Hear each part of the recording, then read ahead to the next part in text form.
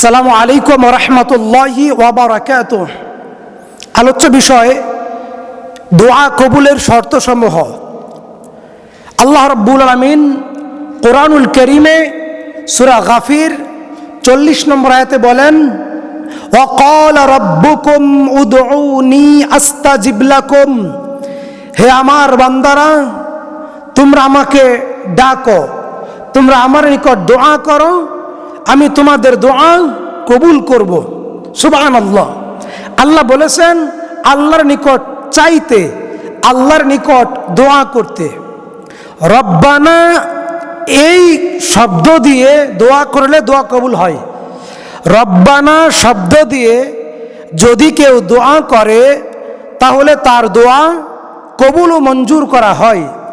দোয়া কবুলের 1 নম্বর শর্ত হচ্ছে আল্লাহর প্রতি বিশুদ্ধ ঈমান, আকীদা। বিশুদ্ধ ঈমান এবং আকীদা অর্জন করা প্রত্যেকটা মুসলিমের উপর জরুরি। 2 নম্বর, নবীর পদ্ধতিতে দোয়া করা। নবীজি মুহাম্মদ সাল্লাল্লাহু আলাইহি ওয়াসাল্লামের সুন্নাহ মোতাবেক দোয়া করা। দোয়া করতে গিয়ে বিদআত না করা। ফরজ নামাজের পরে ইমাম মুসল্লি মিলে হাত তুলে দোয়া করা বিদআত। এই বিদআতীদের দোয়া এবং কোনো ইবাদত কবুল করা হয় না। নবীর পদ্ধতিতে, নবীর তরিকায়, নবীর সুন্নাহ মোতাবেক দোয়া করা 2 নম্বর। 3 নম্বর, হালাল রুজি, বৈধ রুজি উপার্জন করে, হালাল রুজি, বৈধ রুজি ভক্ষণ করে, হালাল খাদ্য খেয়ে দোয়া করা। হালাল খাদ্যের বড় অভাব, হালাল খাদ্যের বড় অভাব। মুসলিমদের অনেক দোয়া, অনেক ইবাদত কবুল হয় না, হালাল খাদ্য নাই, হালাল খাদ্য খায় না, হালাল রুজি খায় না, হালাল রুজি, হালাল কাজ করে না, হালালভাবে বৈধ পন্থায় টাকা পয়সা উপার্জন করে না। তাহলে 3 নম্বর দোয়া কবুলের 3 নম্বর শর্ত হলো বৈধ রুজি উপার্জন করে, বৈধ রুজি ভক্ষণ করে, বৈধ রুজি আহার করে তারপরে দোয়া করতে হবে। তাহলে দোয়া কবুল আল্লাহ রাব্বুল আমিন করে নেবেন। 4 নম্বর, দোয়া করার আগে এবং পরে, দোয়া করার পূর্বে এবং শেষে নবীজি মুহাম্মদুর রাসূলুল্লাহ সাল্লাল্লাহু আলাইহি ওয়াসাল্লামের উপর দুরূদ পেশ করা, দুরূদ ইব্রাহিম পাঠ করা।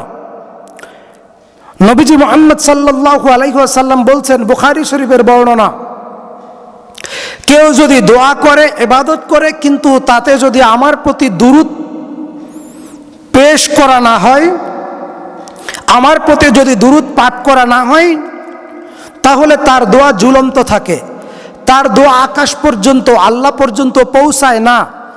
এজন্যে যে কোনো দোয়া এবং ইবাদত করার পূর্বে এবং শেষে দুরূদ ইব্রাহিম পাঠ করবেন। 5 নম্বর, দোয়া করবেন কিন্তু তাড়াহুড়া করবেন না, ধৈর্য সহকারে দোয়া করবেন। আল্লাহ বলেছেন, লা তাকনাতু মির রাহমাতিল্লাহ।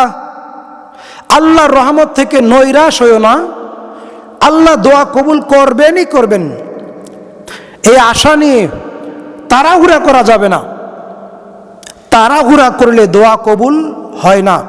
ধীরতার সাথে ধৈর্য সহকারে দোয়া করতে হবে, তাড়াহুড়া করা যাবে না।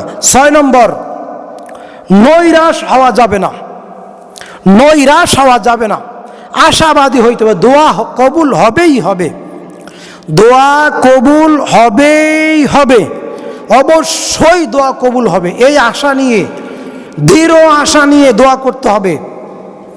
রাসূল সাল্লাল্লাহু আলাইহি ওয়াসাল্লামের সহিহ হাদিস দ্বারা প্রমাণিত দোয়া কবুলের উত্তম সময় প্রত্যেক আজান একামতের পরে, প্রত্যেক আজান একামতের পরে, প্রত্যেক বুধবার জোহরের পরে, আসরের আগে, জোহর এবং আসরের মাঝখানে প্রত্যেক বুধবার, প্রত্যেক জুমাবার, শুক্রবার, খুতবা শুরু থেকে খুতবা শেষ এবং আসর থেকে মাগরিব পর্যন্ত। যখন বৃষ্টি হয় তখন, যতক্ষণ বৃষ্টি হয় তখন, সাফা মারোয়া সাই করার সময় দোয়া কবুল হয়, বাইতুল্লাহ শরীফের সামনে দাঁড়িয়ে দোয়া কবুল হয়, কোরআন তেলাওয়াতের পরে দোয়া কবুল হয়, জিকির করার পরে দোয়া কবুল হয়, মানুষকে দান করার পরে দোয়া কবুল হয়, পিতামাতার খেদমত করার পরে দোয়া কবুল হয়। একা একা অজু করে কেবলামুখী হয়ে দাঁড়িয়ে বসে দোয়া করেন, দোয়া কবুল হয়। বিপদে আসেন, অজু করে 2 রাকাত নামাজ পড়েন, নামাজের পরে হাত তুলে দোয়া করেন, দোয়া কবুল হয়। সিজদায় গিয়ে মাতৃভাষায়, বাংলা ভাষায়, আরবি, উর্দু, ইংরেজি, হিন্দি ভাষায় দোয়া করেন, দোয়া কবুল হয়।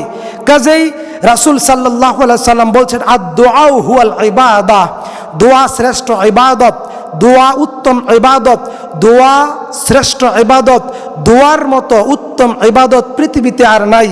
মুহাম্মদ সাল্লাল্লাহু আলাইহি ওয়াসাল্লাম বলছেন, একজন মুসলিম যদি আরেকজন মুসলিম ভাইয়ের জন্য দোয়া করে, স্বয়ং আল্লাহ তাআলা তার জন্যে আগে কবুল করে নেবেন, তারপর তাকে দান করবেন। সুবহানাল্লাহ। কাজেই দোয়া কবুল হবেই হবে। আল্লাহ নবী মুহাম্মদ সাল্লাল্লাহু আলাইহি ওয়াসাল্লাম বলছেন, একজন মুসলিম যদি আরেকজন মুসলিমের খেদমতে লেগে থাকে, যতক্ষণ সে তার খেদমতে লেগে থাকবে, আল্লাহ নিজে তার খেদমতে লেগে থাকবেন। সুবহানাল্লাহ। একজন মুসলিম যদি আরেকজন মুসলিমের দোষ ত্রুটি পাপ গোপন রাখে, স্বয়ং আল্লাহ তাআলা তার দোষ ত্রুটি পাপ গোপন রাখবেন। একজন মুসলিম যদি আরেকজন মুসলিমকে সাহায্য করে, স্বয়ং আল্লাহ তাআলা তাকে কিয়ামতের দিন সাহায্য করবেন। সুবহানাল্লাহ। এই 6টা শর্ত পূরণ করলেই আমাদের সমস্ত দোয়া ইবাদত কবুল হবে ইনশাআল্লাহ। ওয়া মা আলাইনা ইল্লাল বালাগ।